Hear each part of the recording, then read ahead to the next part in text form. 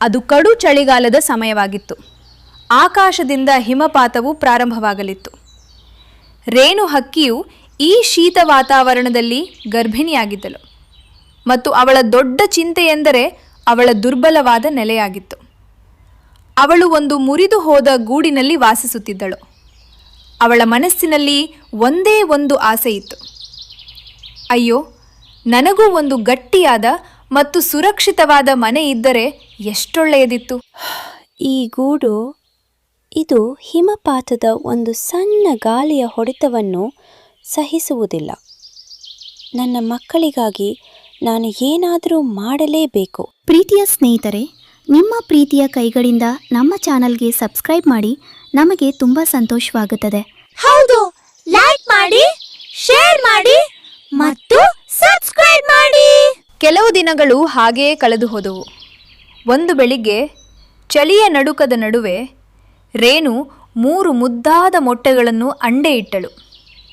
ಚಳಿಯು ಇನ್ನೂ ಹೆಚ್ಚಾಗಲಿದೆ ಎಂದು ಅವಳಿಗೆ ಗೊತ್ತಿತ್ತು.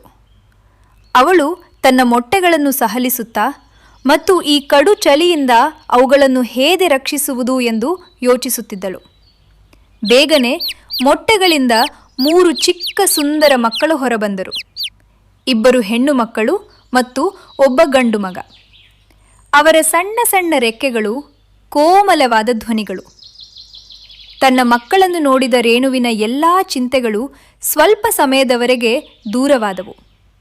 ಅವಳು ಅತ್ಯಂತ ಸಂತೋಷವಾಗಿದ್ದಳು. ನನ್ನ ಪ್ರೀತಿಯ ಮಕ್ಕಳೇ, ನೀವು ಈ ದುನಿಯಾಗೆ ಬಂದಿದ್ದೀರಿ.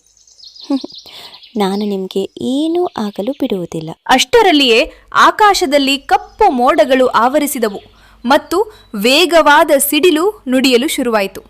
ಒಂದು ಕ್ಷಣದಲ್ಲಿ ವಾತಾವರಣವು ಭಯಾನಕವಾಯಿತು. ಅಯ್ಯೋ ದೇವರೇ, ಈಗ ಬೇಡ. ಈಗಲೇ ಮಳೆ ಮತ್ತು ಹಿಮಪಾತವನ್ನು ಶುರು ಮಾಡಬೇಡ. ನನ್ನ ಮಕ್ಕಳು ತುಂಬ ಚಿಕ್ಕವರು. ಅವರಿಗೆ ಕಾಯಿಲೆ ಬರುತ್ತದೆ.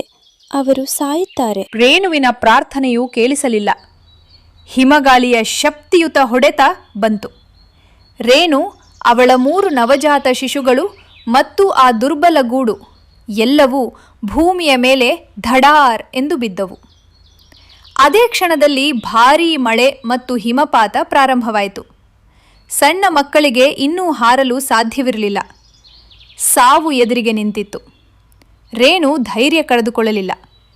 ಅವಳು ತಕ್ಷಣ ತನ್ನ ಮಕ್ಕಳನ್ನು ಕರೆದುಕೊಂಡು ಹತ್ತಿರದಲ್ಲಿದ್ದ ಒಂದು ದೊಡ್ಡ ಮತ್ತು ಹಳೆಯ ಹದ್ದುಚೀಲ್ ವಾಸಿಸುತ್ತಿದ್ದ ತ್ಯಜಿಸಿದ ಮನೆಯ ಪರಿತ್ಯಕ್ತ ಕಡೆಗೆ ಓಡಿದಳು. ಆ ಮನೆಯು ಬಿದಿರು ಮತ್ತು ಕಲ್ಲುಗಳಿಂದ ನಿರ್ಮಿಸಲ್ಪಟ್ಟಿತ್ತು. ಅದು ಬಹಳ ಗಟ್ಟಿಯಾಗಿತ್ತು ಮತ್ತು ಹದ್ದು ಈಗ ಅಲ್ಲಿ ವಾಸಿಸುತ್ತಿರಲಿಲ್ಲ. ಇದೇ ಸಮಯದಲ್ಲಿ ಕಾಡಿನಲ್ಲಿ ವಾಸಿಸುತ್ತಿದ್ದ 2 ನಾಟಿ ಕಾಗೆಗಳಾದ ಮನೆಯೂ ಸಹ ಬಿರುಗಾಳಿಯಲ್ಲಿ ನಾಶವಾಗಿತ್ತು. ಅವರ ಕಣ್ಣು ಸಹ ಅದೇ ಹದ್ದಿನ ಹಳೆಯ ಬಲವಾದ ಮನೆಯ ಮೇಲೆ ಬಿತ್ತು. ಗೌರಿ, ಕಾಗೆ ನೋಡು, ಆ ಹದ್ದಿನ ಹಳೆಯ ಮನೆಯು ಎಷ್ಟು ಗಟ್ಟಿಯಾಗಿದೆ. ನಾವು ರಾತ್ರಿ ಅಲ್ಲೇ ಕಳೆಯೋಣ.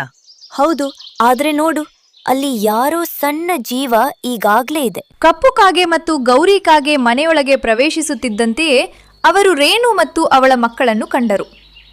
ಅವರಿಬ್ಬರೂ ಹಸಿದಿದ್ದರು ಮತ್ತು ಅವರ ಉದ್ದೇಶ ಒಳ್ಳೆಯದಾಗಿರಲಿಲ್ಲ. ಅರೆ, ಇವು ಸಣ್ಣ ಸಣ್ಣ ಮರಿಗಳು. ನಮ್ಮ ಆಹಾರದ ವ್ಯವಸ್ಥೆ ಆಯ್ತು. ಮತ್ತು ಈ ಚಿಕ್ಕ ಹಕ್ಕಿ, ಇದು ನಮ್ಮ ಮನೆಯನ್ನು ತೆಗೆದುಕೊಳ್ಳಲು ಧೈರ್ಯ ಮಾಡುತ್ತಿದೆಯೇ? ಅವರು ತಕ್ಷಣ ರೇಣು ಮತ್ತು ಅವಳ ಮಕ್ಕಳನ್ನು ಬೆದರಿಸಲು ಪ್ರಾರಂಭಿಸಿದರು. ಕಪ್ಪು ಕಾಗೆಯಂತೂ ದುಷ್ಟತನದಿಂದ ರೇಣುವಿನ ಒಬ್ಬ ಮಗುವನ್ನು ತನ್ನ ಕಾಲಿ ಕೆಳಗೆ ಒತ್ತಿದನು. ರೇಣು ಭಯ ಮತ್ತು ನೋವಿನಿಂದ ನಡುಗಿದಳು. ದಯವಿಟ್ಟು ಅನುಗ್ರಹಿಸಿ, ಇವರನ್ನು ಬಿಟ್ಟು ಬಿಡಿ. ಇವರು ಈಗಷ್ಟೇ ಹುಟ್ಟಿದ್ದಾರೆ. ನೀವು ನನ್ನಿಂದ ಏನು ಬೇಕಾದರೂ ತೆಗೆದುಕೊಳ್ಳಿ, ಆದರೆ ಇವರನ್ನು ಕೊಲ್ಲಬೇಡಿ. ಸರಿ, ನಾವು ಹಸಿದಿದ್ದೇವೆ. ಬೇಗನೆ ನಮಗಾಗಿ ಹೊಟ್ಟೆ ತುಂಬುವಷ್ಟು ಆಹಾರವನ್ನು ನೀನು ಆಹಾರ ತರಲು ಸಾಧ್ಯವಾದರೆ ನಾವು ನಿನ್ನ ಮಕ್ಕಳನ್ನು ತಿನ್ನುವುದಿಲ್ಲ. ಇದು ಮೋಸ ಇರಬಹುದು ಎಂದು ರೇಣುಗೆ ತಿಳಿದಿತ್ತು. ಆದರೆ ಮಕ್ಕಳ ಜೀವ ಉಳಿಸಲು ಅವಳು ಒಪ್ಪಿಕೊಂಡಳು. ಅವಳು ನೇರವಾಗಿ ಕಾಡಿನ ಅತ್ಯಂತ ಶಕ್ತಿಶಾಲಿ ಮುದುಕ ಹದ್ದು ವಾಸಿಸುತ್ತಿದ್ದ ಗುಹೆಯ ಕಡೆಗೆ ಓಡಿದಳು. ಅದು ಸ್ವಲ್ಪ ದೂರದಲ್ಲಿತ್ತು. ಓ ಹದ್ದು ಅಮ್ಮ, ನನಗೆ ಸಹಾಯ ಮಾಡು. ನನ್ನ ಮಕ್ಕಳು ಗಂಡಾಂತರದಲ್ಲಿದ್ದಾರೆ. ಕಾಗೆಗಳು ಅವರನ್ನು ಕೊಲ್ಲಲು ಬಯಸಿದ್ದಾರೆ ಮತ್ತು ಅವರು ನಿಮ್ಮ ಹಳೆಯ ಮನೆಯನ್ನು ಆಕ್ರಮಿಸಿಕೊಂಡಿದ್ದಾರೆ. ಮುದುಕ ಹದ್ದು ಬಹಳ ದಯಾಳು ಆಗಿತ್ತು. ಯಾರೋ ತನ್ನ ಹಳೆಯ ಮನೆಯನ್ನು ಆಕ್ರಮಿಸಿಕೊಂಡಿದ್ದಾರೆ ಮತ್ತು ಒಬ್ಬ ತಾಯಿಯ ಮಕ್ಕಳಿಗೆ ಬೆದರಿಕೆ ಹಾಕಲಾಗುತ್ತಿದೆ ಇದೆ ಎಂದು ಕೇಳಿ ಅದು ತುಂಬ ಕೋಪಗೊಂಡಿತು. ಅದು ತಕ್ಷಣ ರೇಣುವಿನೊಂದಿಗೆ ಹಾರಲು ಪ್ರಾರಂಭಿಸಿತು. ರೇಣು ಮತ್ತು ಮುದುಕ ಹದ್ದು ಬಿದಿರಿನ ಮನೆಯ ಬಳಿ ತಲುಪಿದಾಗ ಕಪ್ಪು ಕಾಗೆ ಮತ್ತು ಗೌರಿ ಕಾಗೆ ಹದ್ದನ್ನು ನೋಡಿ ಭಯದಿಂದ ನಡುಗಿದರು. ಅರೆ, ಇದು ಕಾಡಿನ ಅತ್ಯಂತ ಶಕ್ತಿಶಾಲಿ ಹದ್ದು. ಓಡು ಗೌರಿ, ಓಡಿ ಹೋಗು. ಹದ್ದು ಜೋರಾದ ಗರ್ಜನೆಯನ್ನು ಮಾಡಿತು. ಇದು ಹದ್ದಿನ ಸ್ವಂತ ಮನೆಯಾಗಿತ್ತು.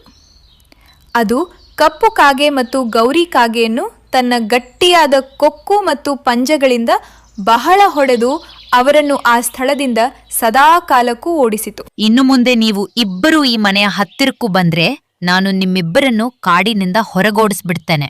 ಹದ್ದು ನಂತರ ರೇಣುವಿನ ಕಡೆಗೆ ನೋಡಿತು. ಅದು ರೇಣುವಿನ ಧೈರ್ಯ ಮತ್ತು ಮಾತೃತ್ವಕ್ಕೆ ವಂದಿಸಿತು. ರೇಣು, ನೀನು ನಿನ್ನ ಮಕ್ಕಳಿಗಾಗಿ ಬಹಳ ಧೈರ್ಯ ತೋರಿಸಿದ್ದೀಯೆ. ಇಂದಿನಿಂದ ಈ ಗಟ್ಟಿಯಾದ ಮನೆಯು ಸದಾ ಕಾಲಕ್ಕೂ ನಿನ್ನದಾಗಿದೆ. ನೀನು ಇಲ್ಲಿ ನಿನ್ನ ಮಕ್ಕಳೊಂದಿಗೆ ಸುರಕ್ಷಿತವಾಗಿ ವಾಸಿಸು. ನಿಮಗೆ ತುಂಬ ಧನ್ಯವಾದಗಳು ಹದ್ದು ಅಮ್ಮ. ನೀವು ನನ್ನ ಮತ್ತು ನನ್ನ ಮಕ್ಕಳ ಜೀವವನ್ನು ಉಳಿಸಿದ್ದೀರಿ. ಹದ್ದು ಹೋಯಿತು ಮತ್ತು ರೇಣು ತನ್ನ 3 ಮಕ್ಕಳೊಂದಿಗೆ ಆ ಗಟ್ಟಿಯಾದ ಮನೆಯಲ್ಲಿ ಸಂತೋಷದಿಂದ ವಾಸಿಸಲು ಪ್ರಾರಂಭಿಸಿದಳು.